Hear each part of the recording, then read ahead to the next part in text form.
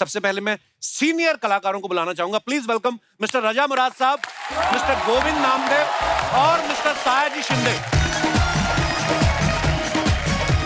बाजी प्रणाम सर, प्रणाम प्रणाम।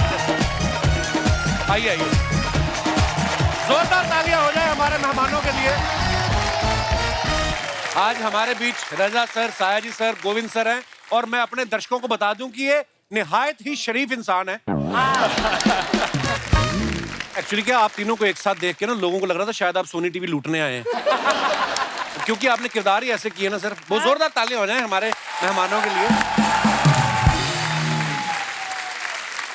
सर ये कॉम्प्लीमेंट है आपके लिए, क्योंकि आपने किरदार ऐसे निभाए। पता है, देश के बड़े सारे शहरों में ये अफवाह है कि आप सब्जी लेने जाते तो वो आपको हफ्ता दे देते हैं डर के मारे। मेरे को तो आप ऐसे देख रहे, मुझे लगता है मुझे ना उठा लें कहीं। मैं आपसे भी हफ्ता एक्सपेक्ट कर सकता हूँ। ओए होए, क्या आवाज है।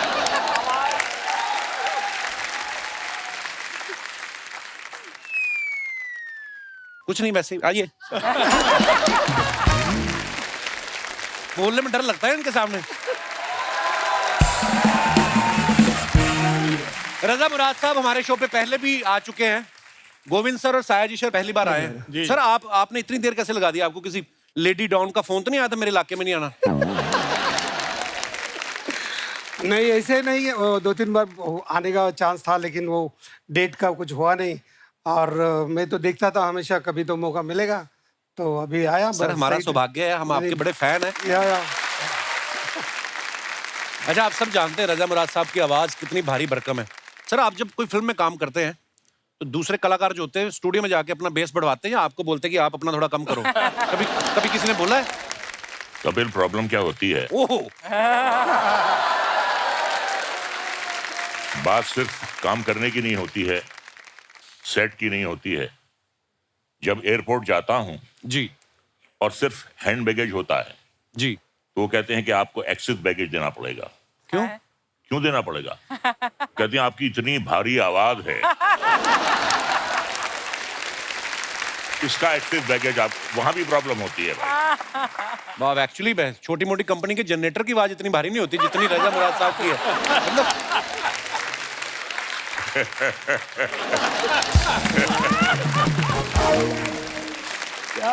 अच्छा, इनकी आवाज, इनकी पर्सनालिटी, मर्दाना पर्सनालिटी ऐसी है ना, इसलिए इनको विज्ञापन भी ताकत बढ़ाने वाले मिलते हैं, है ना, कि घुटनों में ताकत के लिए लगाए प्रचंड मलहम। अच्छा कपिल जी सर। तुम्हें एक कॉम्प्लीमेंट देना चाहूंगा। जी सर। आज तक जितने भी मिमिक्री आर्टिस्ट हैं जो मेरी आवाज निकालने की कोशिश करते हैं जी, सबसे अच्छी मेरी आवाज तुम निकालते। अरे सर, हम तो ऐसे ही हंसी मजाक में, पर एक हमेशा तुम डायलॉग बोलते हो, वो रोमा देवी वाला क्या है, वो हमेशा बोलते हो। वो आपने सुना? आई आई रोमा देवी। सर नहीं निकल सकती। अब ऐसा है, एक जमाना होता था जब हम कहते थे आइए आइए रोमा देवी। अब वो जमाना आ गया है, रोमा देवी आती भी हैं तो मैं कहता हूँ जाइए जाइए रोमा देवी। मुझे कभी कभी लगता है कि रजा सर को विलन बनना ही था, डेस्टिनी में ही था, क्योंकि ये जहाँ पे इनका जन्म हुआ है वहाँ का चक्कू बड़ा फेमस है, रामपुरी चक्कू। तो ये रामपुर में जन्म हुआ है इनका। और रजा सर के पिताजी मुराद साहब बहुत ही बेहतरीन अदाकार रहे हैं। उनके अलावा मुगले आजम और पाकीज़ा फिल्म के राइटर अमानुल्लाह खान साहब जो हैं वो इनके अंकल हैं। सर आपके घर में इतना टैलेंट है, जब आप नए नए ऑडिशन देने आए, मतलब मुंबई आए, तो आप उनसे स्क्रिप्ट वगैरह लिखा के लाते थे कि अपनी तरफ से कुछ बोलते थे? नहीं, ऐसा है कि जबान दराज तो शुरू से हूं मैं, तो उसके लिए किसी की मदद की जरूरत नहीं पड़ती है। वाह। आपने एक बात कही है तो मैं एक वाकया आपको सुनाना चाहता हूं। कई बार किसी के मुंह से गलती से कोई शब्द निकल जाता है और वही बात सच्ची हो जाती है। तो जब मैं पैदा हुआ 3 बहनों के बाद, तो डॉक्टर भागा भागा आया मेरे वालिद साहब के पास कि मुबारक हो, आपके यहाँ गुंडा, सॉरी आपके यहाँ मुंडा पैदा हुआ। तो गलती से उसके मुंह से गुंडा निकल गया, जो बाद में बात सच साबित हुई। अब जैसी पर्सनैलिटी होगी, जैसी शक्ल होगी, जैसी नियत होगी। अब हमें भाई साधु संत महात्मा के तो रोल मिलेंगे नहीं, जैसी शक्ल वैसा रोल मिलता है, तो ठीक है, कोई बात नहीं। रजा तुम ऐसे ही बोल रहे हो, मैंने रजा के साथ काम किया, हम दोनों एक भयंकर सी फिल्म थी उसमें काम किया था रजा ने, याद है, गांधीनगर में। आप दोनों एक साथ हो गए तो फिल्म तो भयंकर ही होगी। और ये जैसे तुमने कहा था अपने इंट्रोडक्शन में, निहायत ही शरीफ इंसान है, ऐसे Yeah, of अपने course. आप को बदनाम क्यों कर रहे हो यार? तुम बहुत ही अच्छे इंसान। बदनाम होंगे तो क्या नाम ना होगा? गोविंद सर को आप सब जानते हैं, इन्होंने बड़े ही खतरनाक किरदार निभाए हैं। डेविड धवन साहब की फिल्म थी शोला और शबनम, जिससे इन्होंने शुरुआत की थी, और इतना बेहतरीन करप्ट पुलिस वाले का किरदार इन्होंने किया था। सर, जब फिल्मों में नए नए आते हैं तो आप सोच के आए थे कि मुझे विलन बनना है, कि या आपने पोर्टफोलियो हीरो वाला की पहले वैसे वाले पोज भी खिंचाए थे? मैं सोच के ही आया था विलन बनने का ही? विलन होने का। नहीं, उसके पीछे एक वजह थी। जी। मेरी ऑब्जर्वेशन थी कि हिंदी फिल्मों में सिर्फ 3 किरदार ही मेन होते हैं, जी। हीरो, हीरोइन और विलन। हाँ। तो मैं मेन किरदार में ही आना चाहता था, सो मेरे पास और कोई ऑप्शन था ही नहीं। हीरो बन नहीं सकता था, एज हो गई थी, और हीरोइन वो भी नहीं बन सकते थे। सो विलन ही मेरे हिस्से था, और बाय चॉइस मैंने विलन के कैरेक्टर्स किए। पर क्या खतरनाक किरदार किए। हालांकि रियल लाइफ में ये इतने सभ्य और इतने शरीफ इंसान है, आप देखो जब किरदार निभाते तो लगता है कि सच्ची में ऐसे होंगे। अच्छा, आपने वैसे मैंने देखा वो 25-30 फिल्मों में शायद आपने पुलिस वाले का किरदार निभाया होगा। कई लोग तो ये भी बोलते हैं आपको पेंशन भी आती है पुलिस डिपार्टमेंट की तरफ से। कभी आपके घर वालों ने कहा नहीं कि टेम्पररी पुलिस वाले बनने से अच्छा, मैंने सुना आप पढ़ाई में भी बहुत अच्छे थे आप, जी तो जी। घर वालों ने कहा नहीं कि असली पुलिस वाले बनो आप? पुलिस वाला तो नहीं, लेकिन मैं चाहता था कि अपनी लाइफ में कुछ बड़ा आदमी बनूं। अच्छा जी। मैं सागर में पैदा हुआ, अच्छा जी। मध्य प्रदेश में। जी। तो सागर से दिल्ली चला गया और दिल्ली में पढ़ाई की, और उसी दौरान पे नेशनल स्कूल ऑफ ड्रामा में अच्छा जी। मेरा एडमिशन हो गया। सो बड़ा आदमी तो पता नहीं क्या, अभी मैं क्या बनाऊं मुझे मालूम नहीं। बहुत बहुत सर, आप इतने कमाल के अदाकार हैं। लेकिन अभी जो मैं महसूस करता हूँ, बहुत लोगों का सम्मान, बहुत प्यार मुझे मिला है, इससे ज़्यादा और क्या चाहिए। क्या बात है सर, यही सबसे बड़ी बात है। साया जी सर को आपने बहुत अलग अलग लैंग्वेज की फिल्मों में देखा होगा, हिंदी फिल्मों के अलावा मराठी फिल्म में, तेलुगु, तमिल, कन्नड़, मलयालम, इंग्लिश, गुजराती। सर, आपकी लैंग्वेज पे पकड़ अच्छी है या धमकाते हैं कास्टिंग डायरेक्टर को आप? सीरियसली? क्या मैं 20 साल थिएटर किया है, तो थिएटर में बहुत रिहर्सल होता है, समझने के बाद काम करते हैं।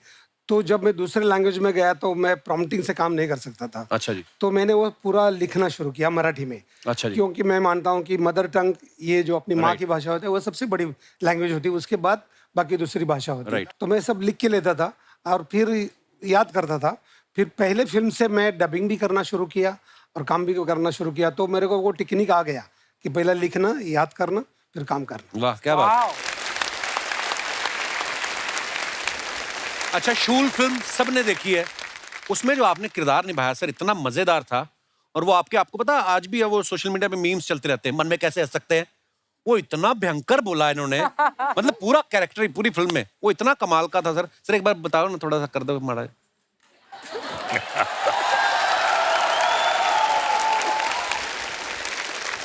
ऐसा बता रहा हूँ, हंस के दिखाओ, मैं हंस के दिखाओ, मन में मन में मन में हंस के दिखाओ, दिखाओ मन में।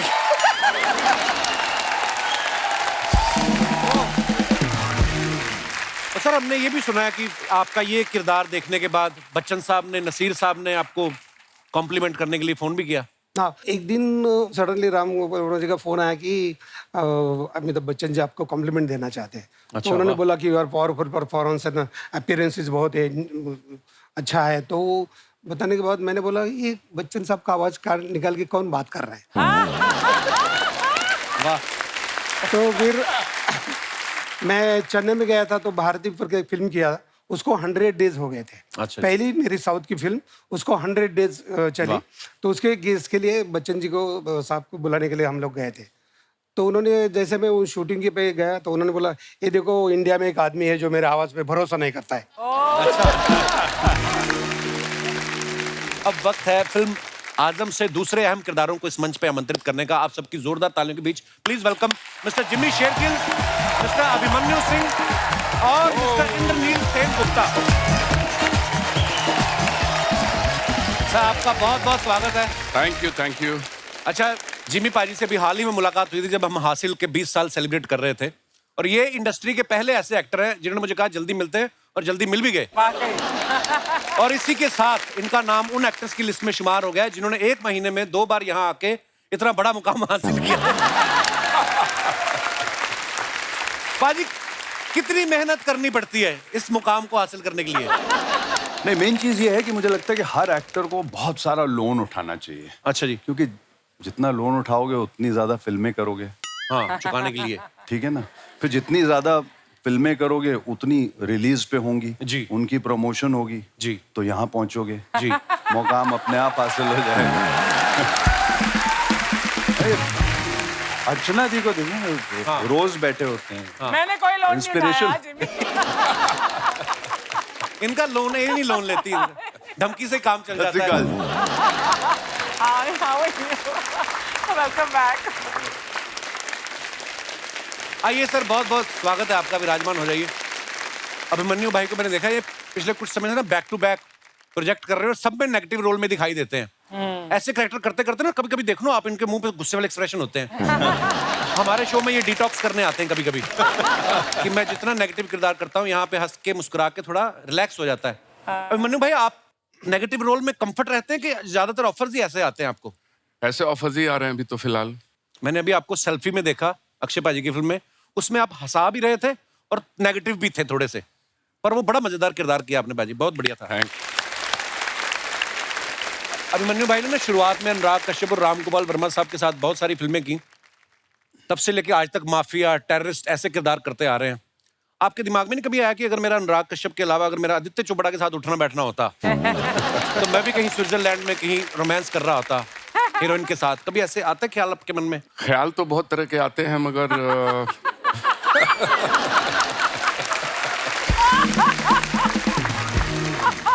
क्या है, I am not dying tomorrow.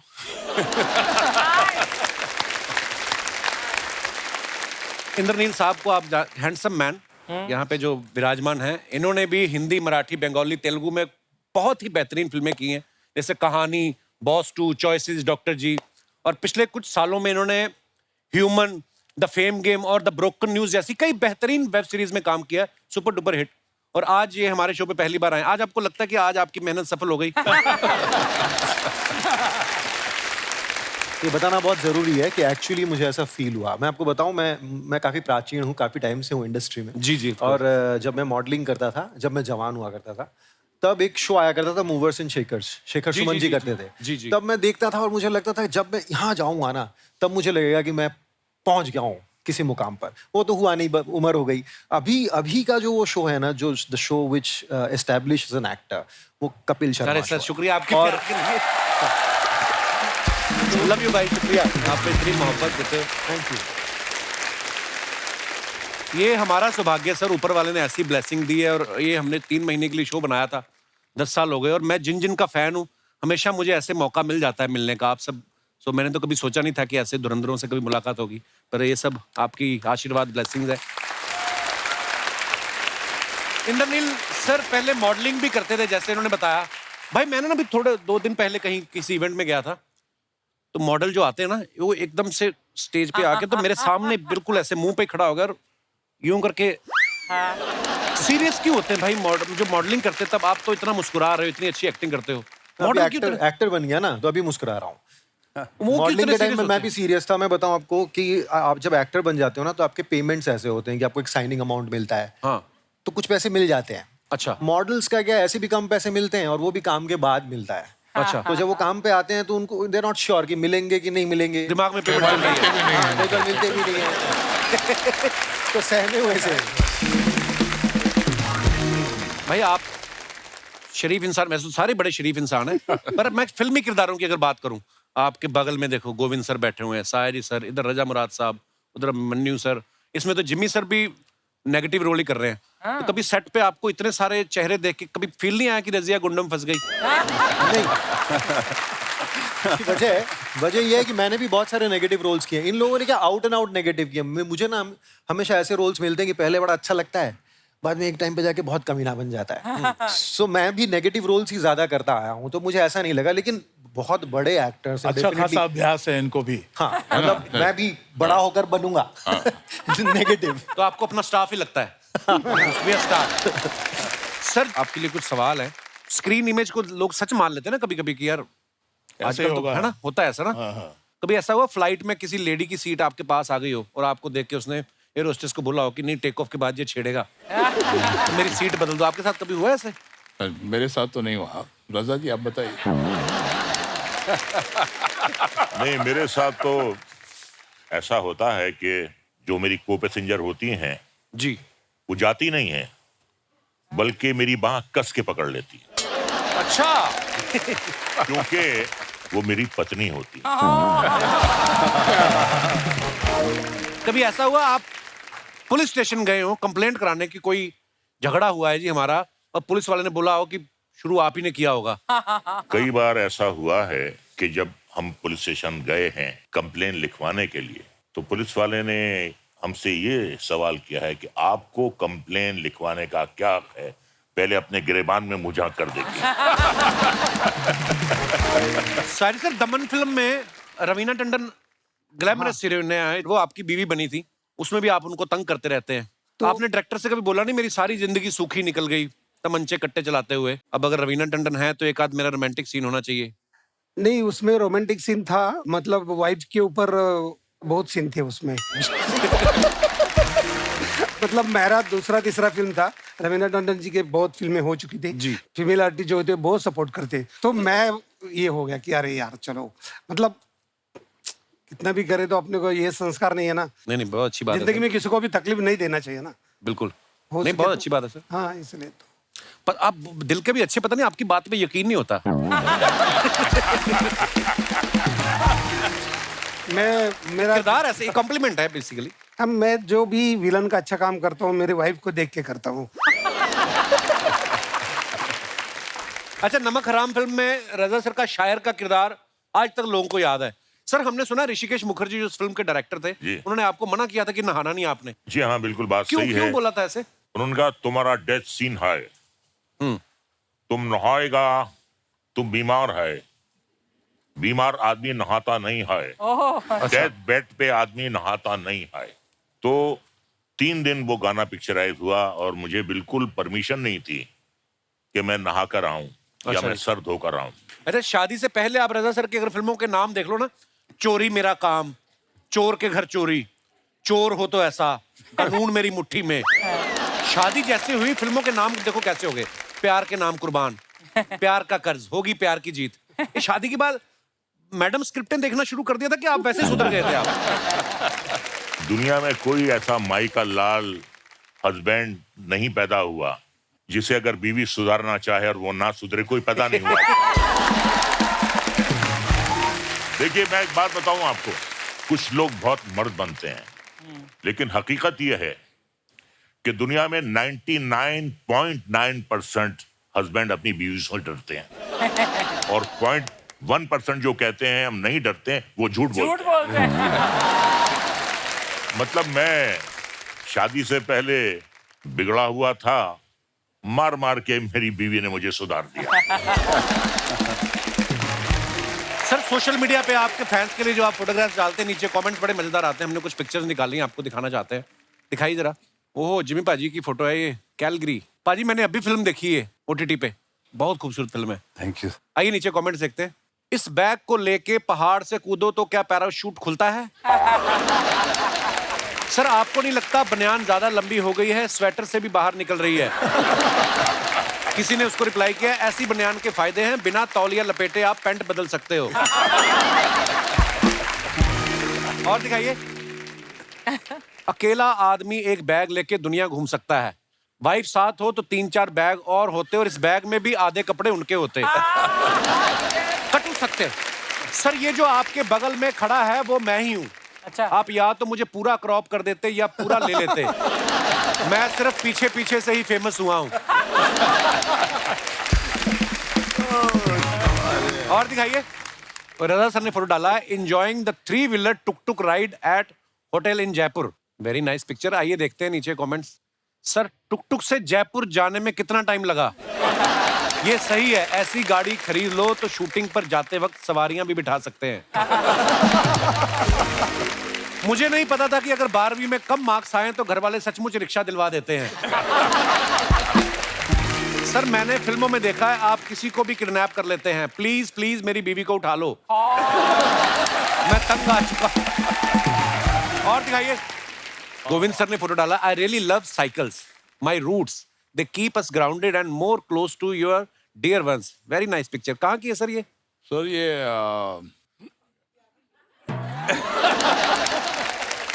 Sir पीछे कौन बैठी है वो तो याद है ना? फीलिंग हाई लिखा है। कोई बात नहीं, बस ऐसा कुछ जरूरी नहीं है। कितनी बार साइकिल पे बैठे हो? साइकिल पर तो बहुत बैठा हूँ याद नहीं आ रहा है। और बिठाया भी है। आइए नीचे कमेंट्स देखते हैं। शादी में मिली साइकिल को भी आदमी संभाल के रखता है, भले ही खुद का स्कूटर बिक जाए। सोनू सूद का रिप्लाई ना आने पर खुद की साइकिल से घर लौटते हुए। और दिखाइए। बस और साइकिल में एक ही फर्क है, बस का स्टैंड वहीं रहता है, साइकिल का उसके साथ जाता है। बहुत ज्ञान की बात की है आपने, धन्यवाद। गहरी बात। साइकिल की हल्दी हो चुकी है, परसों इसकी शादी है। और दिखाइए। Oh nice. सायरी सर ने फोटो डाला, looking forward for Diwali. Very nice picture. आइए कमेंट्स देखते हैं। लगता है भाभी जी को इनकी सेल्फी पे भरोसा नहीं था, इसलिए उन्होंने किसी और को भी फोटो खींचने के लिए बोल रखा था। चांदी का फाटक सोने की जाली, आपको मेरी तरफ से हैप्पी दिवाली। गोरेगांव का अनु मलिक। फिल्मों में आदमी कितना ही बड़ा बदमाश हो, बीवी के आगे शरीफ हो ही जाता है। मेरी बीवी भी जब किसी बात पे गुस्सा करती है तो मैं सेल्फी खींचने लग जाता हूँ ताकि वो मुस्कुराती रहे। धन्यवाद। और दिखाइए। ये अच्छा, ये मैडम के अकाउंट से लिया है फोटो। ये तो आप नहीं हो ना सोशल मीडिया पे भाई? नहीं नहीं, अच्छी बात है ना? पंगे ही है फालतू। हाँ मुझे भी यही लगता है। आइए नीचे कमेंट देखते हैं। या तो ये सोच में बैठे हैं या स्कॉच लेके बैठे हैं। ये सोच रहे हैं पूरी ड्रिंक खत्म कर दी, चखना अभी तक नहीं आया। ये सोच रहे हैं यहां मछली ऑर्डर करूं या बीच पे जाके खुद पकड़ लूं।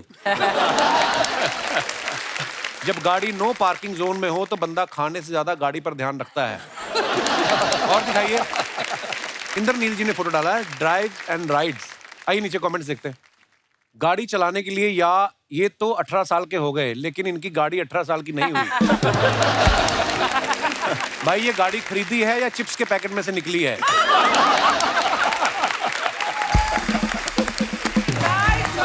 कहते खली को हमने ऐसी कार दिखाई थी, उन्होंने जूता समझ के पहन लिया। ऐसे ही होता है, बच्चे 2 मिनट में उठ जाते हैं, फिर बाप पैसे वसूल करते हैं। और दिखाइए। जिमी पाजी ने फोटो डाला है, summer time. Very nice picture. आइए नीचे कमेंट्स देखते हैं। 50 साल में भी आप 25 के लग रहे हैं।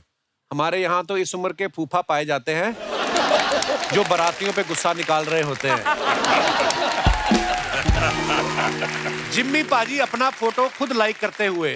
किसी ने रिप्लाई किया, नहीं भाई ये चने के खेत में वाला स्टेप कर रहे हैं। फिर उसको रिप्लाई आया, दोनों गलत हो, ये इशारे में पूछ रहे हैं बार इधर है या उधर। और दिखाइए। लो जी, रजा सर ने फोटो डाला है, with Avtar Gill and Rakesh Bedi at Chandigarh airport we have come to attend the function of anti corruption found. Anti corruption वालों ने आपको बुलाया? इसी को खुदा की कुदरत कहते हैं। हाँ, क्या बात है। आइए नीचे कमेंट्स देखते हैं। ये बता रहे हैं ड्यूटी फ्री से 2-2 बोतल लेके आए हैं। पापा राजी के आगे 3 चाचा राजी। 3 दोस्त घर में ऋषिकेश का बोल के थाईलैंड निकलते हुए। और दिखाइए। रजा जी और राकेश जी मिलकर अवतार 2 का प्रमोशन करते हुए। और दिखाइए। खत्म। शुक्रिया दोस्तों। आज यहाँ फिल्म आजम के डायरेक्टर श्रवण तिवारी साहब भी यहाँ पे मौजूद है। बहुत बहुत स्वागत है।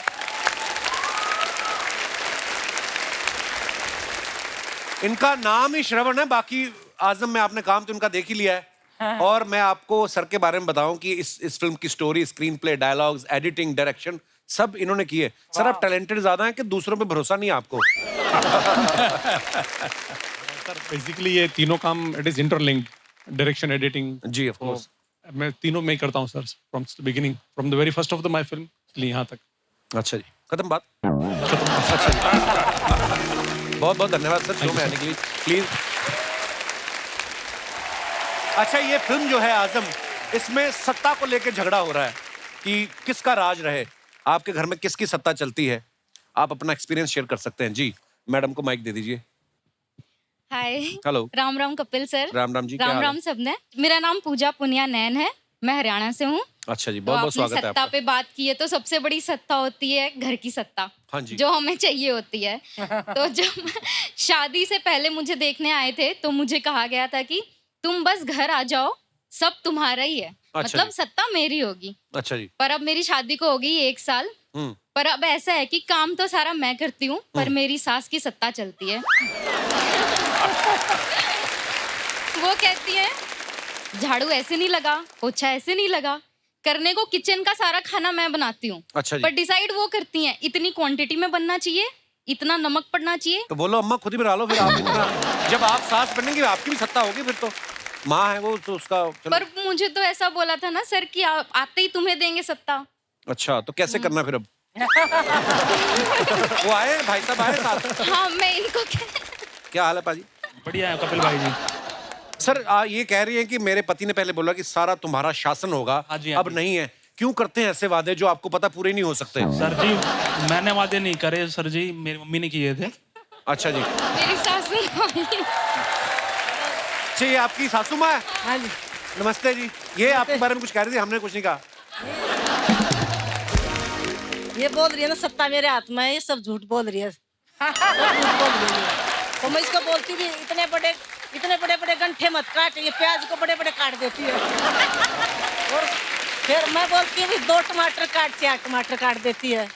मैं बोली टमाटर महंगे हो गए, थोड़े कम काट। अच्छा, झाड़ू लगाएगी कपिल सर, ऐसे लगाएगी, झुकती नहीं, कोडी नहीं होती, ऐसे धीरे धीरे। अरे जोर तो लगा ले, पोछा लगाएगी बस धीरे धीरे। तो मतलब जब से बेटे की शादी हुई आपने काम करना बंद कर दिया? बेटा कहाँ, अभी बेटा बहू की मानता है। और सर एक और अभी चल पड़ा ना, ये मेरे को ना इंस्टाग्राम का कुछ नहीं पता था। अच्छा ये जी। बहू बोली मम्मी इंस्टाग्राम पर नाच ले। अच्छा जी। तो इसने मेरे को नाचना सिखा दिया। ये खुद के तो फॉलोवर 1.5 लाख हो गए, नाच नाच के बढ़ गए, मेरे तो 850 ही हैं। अभी क्या करती है, ऐसे कर करके वीडियो बनाने चली जाती है। मैं कुकर में कड़ची मारती रहती हूँ।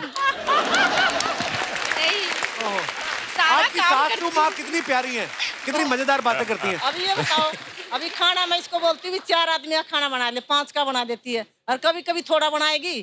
कल इसने पुलाव बनाया तो थाला भर लेगी खुद। अब मैं खाने गई तो मेरे लिए इतना छोड़ रखा।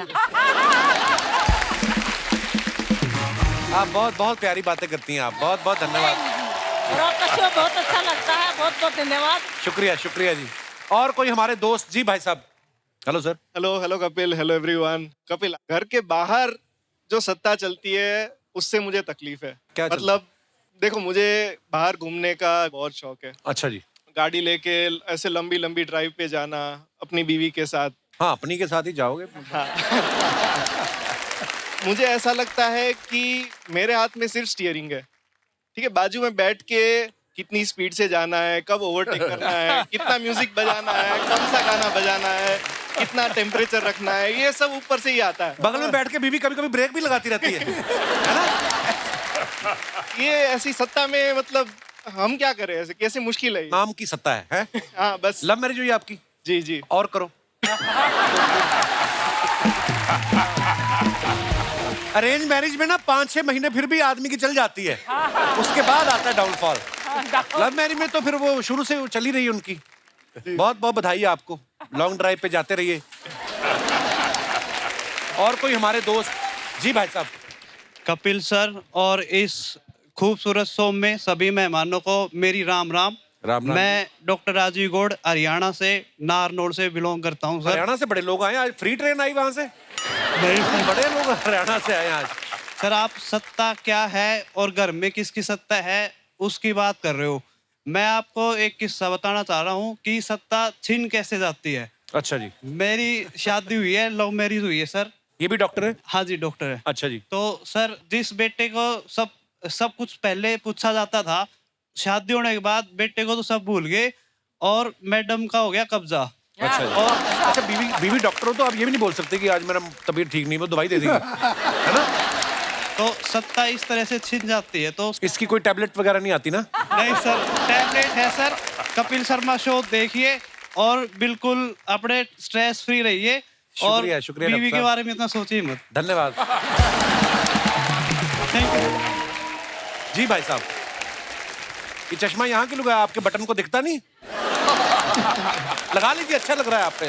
ओके, टीवी पे आओगे तो लगाओ आप। या thank you so much sir. मेरा नाम रफीक शेख है और मैं मेहकर बुल्ढाना डिस्ट्रिक्ट महाराष्ट्र से यहाँ पर आया हूँ और मैं सर सभी का फैन हूँ। तो ये आज शो पे आने से पहले आपकी कोई पार्टी कैंसिल हुई, कहीं जाना था आपको? यस, बस शूटिंग ही देखने आए आप? जी सर, मैं स्पेशल शूटिंग देखने के लिए किसी ने बोला था 3 पीस पहन के जाते हैं ऐसा? नहीं अच्छे लग रहे, बहुत अच्छे लग रहे हैं सर। मैं थिएटर लवर हूँ और मैं कुछ आवाज़ें निकालता हूँ सर, कुछ छोटे मोटे शोज करता हूँ। अच्छा जी। जी सर। मिमिक्री करते हैं आप? जब मैं निकाल के दिखाइए कुछ यार ऐसे ही। एक छोटा सा एक्ट होता है, लड़की पहले चलते हुए आती है, उसके बाद में वो डांस करती है, देन डांस करते करते उसके घुंघरू कैसे टूट के बिखरते हैं। अच्छा तो सबसे पहले लड़की चलते हुए आ रही जिसके पैर में घुंघरू है। Very nice. अब लड़की डांस कर रही है।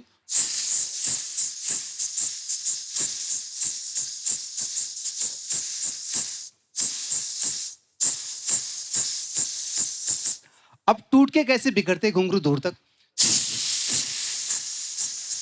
Very nice. Thank you thank you thank you so much, thank you, thank you so much. अच्छा, हमारे दर्शकों में से कोई अगर आप बात करना चाहें, आप प्लीज अपना हाथ खड़ा कर सकते हैं। जी मैडम।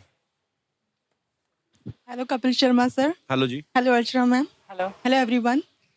मेरा नाम रितु है, मैं थाने से आई हूँ। थाने से मतलब पुलिस स्टेशन से आई हैं आप? थाने महाराष्ट्र से आई हूँ। अच्छा, मैं समझा पुलिस स्टेशन से आई हैं। इनका बड़ा वास्ता रहता है ना पुलिस अदालत, उस हिसाब से पूछ रहे हैं। सर मेरी फरमाइश आपसे ही है कि मैंने आपको बहुत सारी फिल्मों में नेगेटिव विलेन के रोल करते हुए देखा है, लेकिन मेरी एक फरमाइश, अगर आप एक रोमांटिक सीन या कोई डायलॉग बोल सकते हैं। ओहो। कभी कभी मेरे दिल में ख्याल आता है कि जिंदगी तेरी जुल्फों की नर्म छांव में गुजर ना पाती तो शादाब हो भी सकती थी। ये रंजो गम की स्याही जो दिल पे छाई है, तेरी नजर की शुआओं में खो भी सकती थी। वाह वाह। मगर ये हो ना सका और अब ये आलम है कि तू नहीं, तेरा गम, तेरी जुस्तजू भी नहीं। गुजर रही है कुछ इस तरह जिंदगी जैसे इसे किसी भी सहारे की आरज़ू ही नहीं। ना कोई राह, ना मंजिल, ना रोशनी का सुराग। भटक रही है अंधेरों में जिंदगी मेरी, इन्हीं अंधेरों में रह जाऊंगा कहीं खोकर। मैं जानता हूं मेरी हमनफस, मगर यूं ही कभी कभी मेरे दिल में ख्याल आता है, कभी कभी। Thank you so much. बहुत बढ़िया, बहुत बढ़िया। क्या बात है। मुझे तो ऐसा लग रहा था डायलॉग बोलने के बाद आप उठा लेंगे उनको कि शुक्रिया नीतू जी, बहुत बहुत धन्यवाद शो में आने के लिए। और कोई हमारे दोस्त? जी भाई साहब। Hello everyone. हेलो कपिल। मेरा नाम प्रशांत सिंह है, मैं मेरठ यूपी से हूँ। बहुत बहुत स्वागत है जी। सर मैं जिमी सर का बहुत बड़ा फैन हूँ। धरती मूवी फर्स्ट मैंने तब देखी थी जब पंजाबी वाली मूवी, उसके बाद से मैंने सारी मूवी देखी है आपकी। आपकी एक मूवी है तनु एक्स मनु, उसमें एक डायलॉग है, यहाँ साला घोड़ी पे चढ़ना नसीब नहीं हुआ और ये तब से घोड़ी। सर वो एक बार अगर आप वो डायलॉग अगर एक बार लाइव परफॉर्म कर देते तो मजा आ गया। यहाँ एक बार घोड़ी पे चढ़ना नसीब नहीं हुआ, ये तब से घोड़ी पे ही घूम रहे हैं साले। Thank you so much, thank you. शुक्रिया। तो इसी के साथ ही सर बहुत बहुत धन्यवाद आप सभी मेहमानों का। जोरदार तालियां हो जाए दोस्तों एक बार हमारे मेहमानों के लिए, और आजम के लिए ढेर सारी शुभकामनाएं सर।